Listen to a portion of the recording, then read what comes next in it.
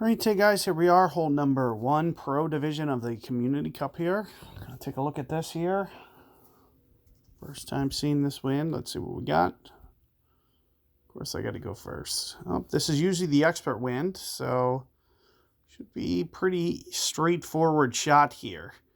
Now, what I'll typically do here is rough bump. I should be able to get away with a Titan, so that's what I'm going to do. You can see with what I'm doing with my spin. Positioning this kind of like this. Typically, I'll start through the hole kind of perfect to this. Now, what you'll see that I do is I always offset this needle, so I'm doing this intentionally.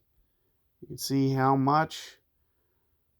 And then in terms of this ring adjustment, hard to say for sure. I'm thinking at least 8 rings. Make sure that you're not adding any additional power here.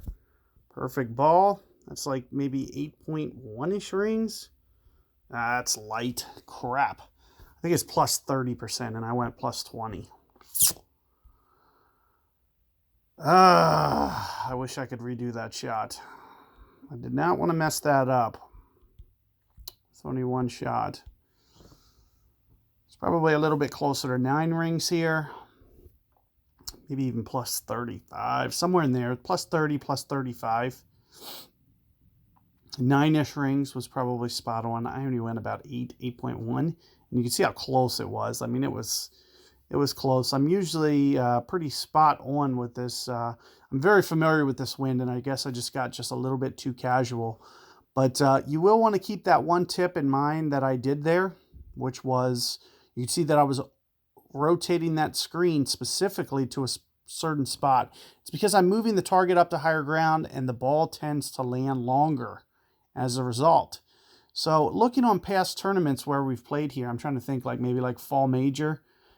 If you were to check out an expert guide, it's the exact same shot. And I feel like we just played this tournament here maybe like 3 tournaments ago, whatever it was, 3 or 4 tournaments ago.